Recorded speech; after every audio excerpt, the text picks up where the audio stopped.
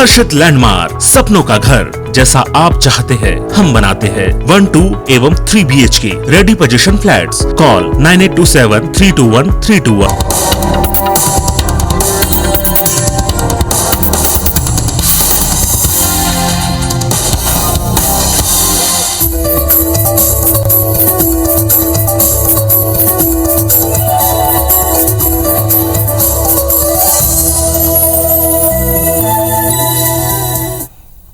नमस्कार, मैं हूं पीएस त्रिपाठी और आप देख रहे हैं हमारा विशेष कार्यक्रम सितारे हमारे। आप सभी दर्शकों का इस कार्यक्रम में स्वागत। दोस्तों, आज बात करेंगे आज के पंचांगी व्रत त्योहार की, साथ ही हम आपको आपका राशिफल बताएंगे।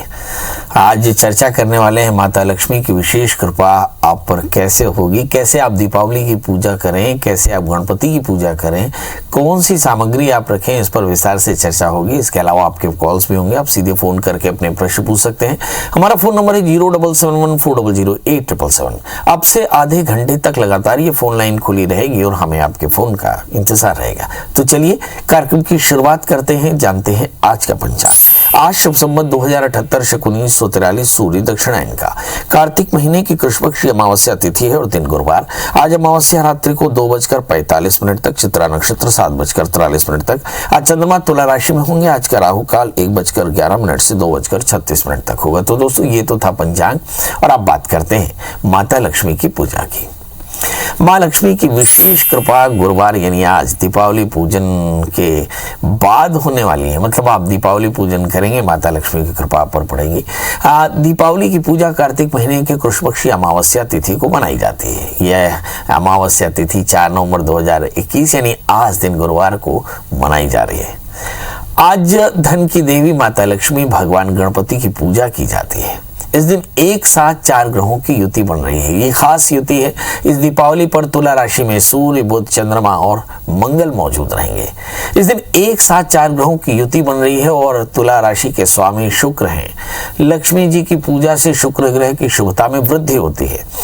ज्योतिष शास्त्र में शुक्र को लग्जरी का प्लैनेट माना गया। मतलब सब प्रकार की लग्जरी और सब प्रकार की सुख सुविधाएं इन ग्रहों से देखी जाती है। इस दीपावली में जो सबसे महत्वपूर्ण योग बन रहा है वो है 4 ग्रहों की युति। तुला राशि में सूर्य, बुध, मंगल और चंद्रमा मौजूद रहेंगे।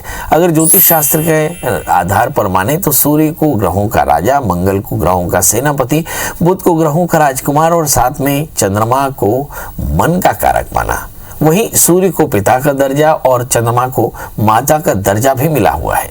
आइए देखते हैं कि किन राशियों पर विशेष कृपा होने वाली है। इस दीपावली पर वृषभ राशि, कर्क राशि, तुला और धनु राशि पर माता लक्ष्मी की विशेष कृपा बरस सकती है। मतलब इनके लिए ये बहुत खास दिन होने वाला है और इस दिन इन्हें बड़ा लाभ हो सकता है। इस दिन माता लक्ष्मी की विधि विधान से पूजा जरूर करनी चाहिए। इस दिन 5 बातों का विशेष ध्यान रखना चाहिए। दान, स्वाध्याय, मंत्र का जाप, यज्ञ और पुण्य। तो दान पुण्य करके भी आप अपने ग्रहों की स्थितियां बेहतर कर सकते हैं। इसके अलावा मिथुन, कन्या, मकर और कुंभ राशि वाले जातकों के लिए दीपावली में लक्ष्मी का पूजन करना विशेष कर शुभ होगा। इस समय भगवती महालक्ष्मी के मंत्र का जप करें, ओम ह्रीं महालक्ष्मी नमः। इसके अलावा मेष, सिंह, वृश्चिक और मीन राशि वाले जातकों के लिए भगवान गणेश परिवार सहित माता लक्ष्मी का पूजन करना श्रेयस्कर रहेगा।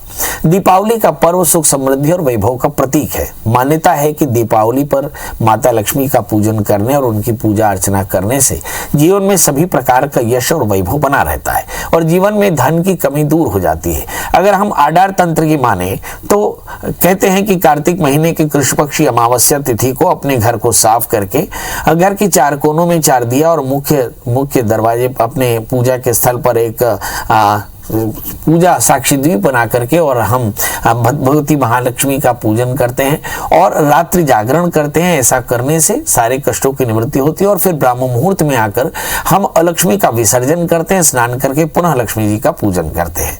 आइए इस दीपावली में शुभ मुहूर्त में अगर हम भगवती महालक्ष्मी का पूजन करें तो बेहद लाभ मिल सकता है। अब शुभ मुहूर्त फटाफट नोट कर लें, पेन कॉपी उठाएं। हम आपको बताएंगे कि शुभ मुहूर्त कौन कौन से हैं। सबसे पहले हम बात करेंगे अभिजीत मुहूर्त की। 11:19 से लेकर के 12:04 तक अभिजीत मुहूर्त अत्यंत श्रेष्ठ है। एक विशेष मुहूर्त अमृतकाल मुहूर्त है जो रात को 9:16 से 10:42 तक है। ये विशेष अमृतकाल है जिसमें सभी प्रकार की सिद्धियां प्राप्त की जा सकती हैं। इसके अलावा विजय मुहूर्त है, ये भी विशेष मुहूर्त है। ये दोपहर 1:33 से 2:17 दोपहर तक होगा। हम बात करेंगे गोधूली मुहूर्त की। शाम को 5:04 से लेकर के 5:28। ये जो एक मुहूर्त है ये बेहद खास है। संध्या का मुहूर्त 5:15 से लेकर 6:32 तक ये संध्या का मुहूर्त है। इसके अलावा निशिता मुहूर्त मतलब रात्रि काल का जो मुहूर्त है, रात्रि को 11:16 से लेकर 12:07 तक ये निशिता मुहूर्त है जिसमें महालक्ष्मी का पूजन बहुत श्रेयस्कर होगा। अगले दिन ब्राह्म मुहूर्त यानी 5 तारीख को सवेरे 4:25 से लेकर के और 5:17 तक का समय ये बेहद खास है।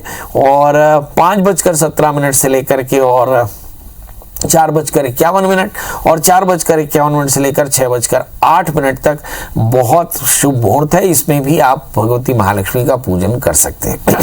प्रदोष काल बने वो संधि काल जहां पर दिन और रात का जोड़ होता है। यानी इस दीपावली में प्रदोष काल शाम को 5:34 से लेकर 8:10 तक प्रदोष काल होगा। अब बात करते हैं उन जातकों के लिए जो स्थिर लग्नों में लक्ष्मी पूजन करते हैं। यानी वृषभ जो लग्न है वो वृषभ लग्न शाम को 6:10 से रात को 8:06 तक वृषभ लग्न की पूजा होगी। दीपावली पर जो निशिता जो मुहूर्त है वो रात्रि को 11:39 से 12:31 तक और फिर अगली रात मतलब जो रात 12 बजे के बाद 5 नवंबर लग जाएगा तो उसमें सिंह लग्न की जो पूजा होगी, जो बड़े घराने अपने घर में बैठ करके विस्तार से करते हैं पूजा। सिंह लग्न की पूजा विशेष होती है। तो सिंह लग्न में पूजन करने वाले रात को 12:39 से लेकर 2:56 तक सिंह लग्न की पूजा कर सकते हैं। आइए अब देखते हैं कि अशुभ मुहूर्त कौन कौन से हैं जिसमें कोई भी लक्ष्मी पूजन ना करें। इसमें जो राहु काल जैसे हमने चर्चा की 1:11 से 2:36 तक जो अशुभ मुहूर्त है इसमें आप पूजा ना करें तो ये अच्छा रहेगा। चलिए, तो आपने देखा कि हमने मुहूर्त के बारे में चर्चा की। अब हम आपको सामग्री की चर्चा करते हैं कि इस लक्ष्मी पूजन में कौन कौन सी सामग्री होनी चाहिए।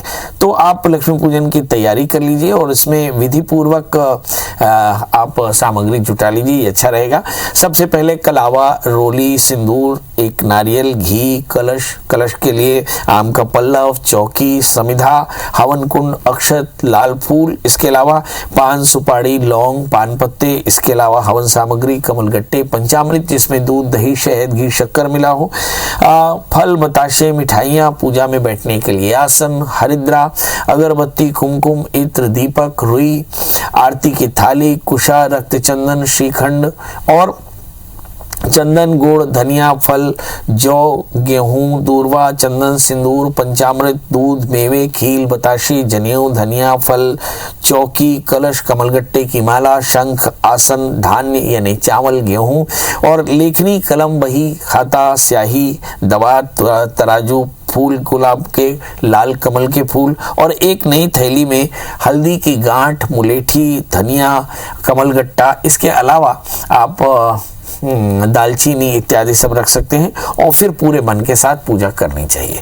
अब आइए हम बताते हैं कि पूजा कैसे करनी चाहिए। तो सबसे पहले जल्दी से स्नान कर लें। पूजा से पहले स्नान करके साफ धुले हुए वस्त्र पहने, हो सके तो सफेद, पीले और लाल वस्त्र पहन करके आप सपत्नीक पूजा कर सकते हैं।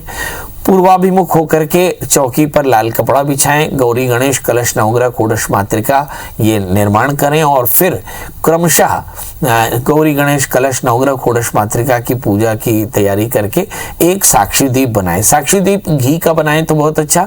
एक बड़ा दीप रख लें जो रात्रि भर जलता रहे, अगले दिन तक जलता रहे। तो एक बड़ा दीप साक्षी दीप के रूप में बना लें। एक कर्म दीप बनाएं और 15 दिए दीपावली के लिए तैयार कर लें और फिर इसके अलावा अलावा भी आपके पास दीप मालिकाओं के लिए अगर कुछ रखना हो तो वो रख सकते हैं। फिर इसके बाद आप पूजा शुरू कर सकते हैं। सबसे पहले आप दीप प्रज्वलित कर लें। दोनों दीप प्रज्वलित करने के बाद प्रार्थना करें कि भगवान दीप अग्नि के रूप में यहाँ पर प्रकट हो और मेरे कर्म के साक्षी बने। फिर आचमन करें, आचमन करके और फिर टीका कर लें खुद को। टीका करने के बाद गौरी गणेश का ध्यान करें।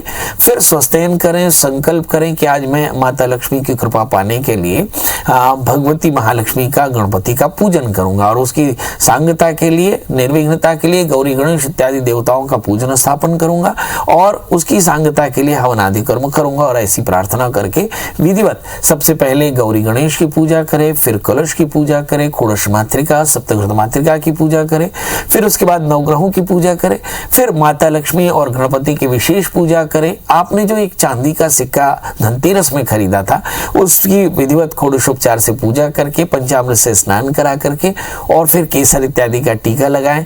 धूप दीप नैवेद्य रख करके, नैवेद्य यानी ताजे फल मिठाइयाँ भगवती को चढ़ा करके कमल का फूल चढ़ाएं और कमलगट्टा, नारियल, खील, बताशे, धनिया जो आपने रखा ये सब कुछ चढ़ा करके और फिर भगवती से प्रार्थना करें। इस क्रम से आपको महालक्ष्मी का पूजन करना चाहिए।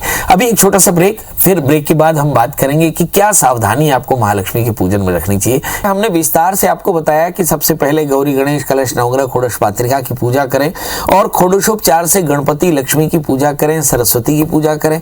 आपके पास खाता बही हो, खाता बही में भगवती काली और सरस्वती का पूजन करें।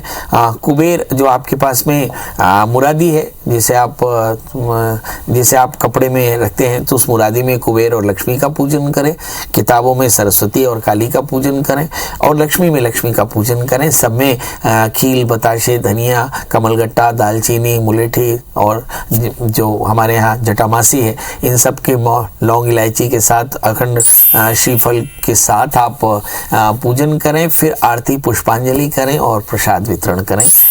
इतना करने के बाद आप भगवती से प्रार्थना करें, क्षमा प्रार्थना करें, पुष्पांजलि करें और फिर हमारे यहाँ बोलते हैं कि परिक्रमा करने के बाद और सफल तर्पण करना चाहिए। इतना कर लेने के बाद अगर आप चाहते हो कि आपको विशेष हवन करना है तो वरदान अग्नि का स्थापन करके हवन कुंड में आप आहुति डाल सकते हैं। तो प्रजापतये स्वाहा इत्यादि क्रम से भगवती महालक्ष्मी की प्रियता के लिए आप आहुति कर सकते हैं। तो गौरी गणेश, कलश, नवग्रह, षोडश मातृका जितने भी देवताओं का आपने आवाहन किया उनके लिए आहुति करें और फिर उसके बाद ओम ह्रीं महालक्ष्मी नमः इस मंत्र के साथ आप रात्रि जागरण करके कमलगट्टे, लौंग के साथ, दशांगुल के साथ आप रात्रि भर हवन कर सकते हैं। फिर ब्राह्म मुहूर्त में जाकर के आपको लक्ष्मी का विसर्जन करना चाहिए। मतलब रात्रि जागरण किया, 4 बजे उठ करके आप नए झाड़ू और नए डस्टबिन से आप पूरे घर में झाड़ू लगा करके और डस्टबिन सूपे में रख करके और निकल जाएं, कहीं उसको विसर्जित करें कचरे को, तो उसको छाछ भी यानी सूपा भी और साथ में झाड़ू भी, और फिर स्नान करके फिर माता लक्ष्मी के पास आकर के फिर माता लक्ष्मी का फिर से उसी तरह से षोडशोपचार पूजन करके आरती, पुष्पांजलि और प्रसाद वितरण करें। इस क्रम से अगर आप भगवती महालक्ष्मी का पूजन करेंगे तो निश्चित तौर पर जानिए आपकी सारी मनोकामनाएं पूर्ण होंगी। मगर मैं चलते चलते आपको कुछ खास बातें बता दूं जिसका एकदम ध्यान रखें। जब आप रात्रि जागरण करते हैं उसमें एक दिया जलाते हैं, साक्षी दीप, उसका काजल बना करके पति पत्नी जरूर लगाएं, इससे आपको बहुत फायदा होगा। दूसरा, जैसे मैंने कहा कि लक्ष्मी का विसर्जन जरूर करना चाहिए। तीसरी बात, अपने घर में लक्ष्मी पूजन के दौरान शंख और घंटी का जरूर नाद करना चाहिए, इससे नकारात्मक शक्तियां चली जाती हैं। दूसरी बात, साक्षी दीप जरूर लगावें, रात्रि जागरण करें और साक्षी दीप जरूर लगावें और याद रखें कि साक्षी दीप लगाते समय साक्षी दीप के समीप रहें। कई बार ये साक्षी दीप पूरे जल जाते हैं जिससे घर में तकलीफ आ सकती है। कोशिश करें कि आप साक्षी दीप के सामने ही रहें। तीसरी बात, इस रात्रि में आपको कोशिश करना चाहिए कि रात्रि जागरण करके श्री सूक्त, लक्ष्मी सूक्त या महालक्ष्मी का मंत्र जप करना चाहिए। चौथी बात, महालक्ष्मी के पूजन में लाल रंग के कमल फूल का बेहद महत्व होता है, तो इसलिए कमल फूल जरूर याद रखें। और पांचवी बात यह है कि लक्ष्मी पूजन करते समय आप नारियल, ताजा नारियल, गीला नारियल वो माता लक्ष्मी को चढ़ाएं अखंड सौभाग्य की प्राप्ति के लिए, श्री और सिद्धि के लिए। तो आप देखेंगे कि आपके घर में सिद्धियां बनी रहेंगी। मगर सवाल यह है कि अब इस नारियल का करना क्या चाहिए। तो इसे वर्ष भर रखें और फिर अगले अगली दीपावली पूजन करके अगले नारियल को रखने के बाद इस नारियल का आप विधिवत विसर्जन कर सकते हैं। इसके अलावा हम देखते हैं कि जो हमारे यहाँ पे तराजू होते हैं या दूसरे तरह के इंस्ट्रूमेंट होते हैं, उन सभी इंस्ट्रूमेंट में स्वास्तिक लगा लें। स्वास्तिक बनाते समय हमेशा ध्यान रखें कि स्वास्तिक सिंदूर का घी के साथ लगाना चाहिए। कुछ जगहों पर केसर का भी स्वास्तिक बनाया जाता है, तो केसर का स्वास्तिक बना सकते हैं। इसके बाद दीप मालिका प्रज्वलित करना चाहिए। तो आमतौर पे अमावस्या में 15 दिए खील डालकर यानी लाई डाल करके और प्रज्वलित करना चाहिए और इन दीप मालिकाओं की पूजा करके और इसे दरवाजे पर रखना चाहिए। अब सवाल ये कि यदि आपके घर में वास्तु दोष हो और वास्तु दोषों की निवृत्ति भी आप चाहते हो तो फिर क्या करें? तो फिर आपको चाहिए कि आपके हर कोने जिस पर अंधेरा है वहां पर एक एक दिया रख लें। यदि आपके घर में तुलसी का वृक्ष है तो तुलसी के वृक्ष में दिया रखना बिल्कुल भी ना भूलें। और फिर आती है बात, इसके बाद क्या करना चाहिए? तो इसके बाद आप जो अपने घर में जो आपने भगवती महालक्ष्मी का पूजन किया उसमें जो पंचामृत का जल है उसे पूरे घर भर में सींचे। 3 चम्मच जल जरूर ग्रहण करें, इससे आपकी परेशानियां दूर होंगी। अब जो एक महत्वपूर्ण बात होती है कि घरों में कई बार अलक्ष्मी का वास हो जाता है। ऐसी स्थिति में अनेक प्रकार की बुरे तत्वों का वास हो जाता है, नकारात्मक ऊर्जा इकट्ठी हो जाती है। उसके लिए क्या करना चाहिए? तो रात्रि काल में पूजन के पश्चात आपको क्षेत्रपाल विसर्जन भी करना चाहिए। क्षेत्राणाम रक्षणार्थाय।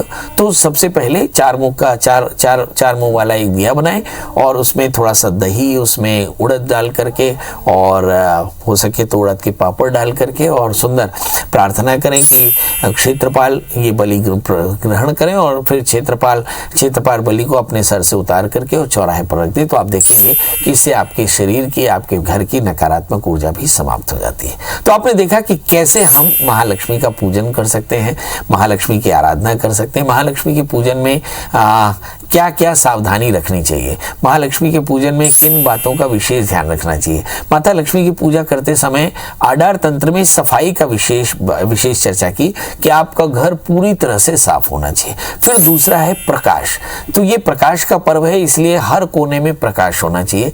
तीसरा है साधना, तो सभी प्रकार के राग द्वेष का त्याग करके प्रसन्न मन से साधना करनी चाहिए। और फिर चौथी बात है आपके अंदर में अनुष्ठान यानी ब्रह्मचर्य का पालन हो, एकाहार एकासना हो, आहार का संयम हो। यदि इस क्रम से आप माता लक्ष्मी की पूजा करेंगे तो भगवती की कृपा आप पर बनी रहेगी। चलिए, आप खूब खुश रहें, मस्त रहें, भगवती महालक्ष्मी की कृपा पर बनी रहें। इन्हीं शुभकामनाओं के साथ आपसे विदा लेते हैं। कल अब फिर हाजिर होंगे कुछ नया लेकर, तब तक मुझे दी इजाजत। नमस्कार।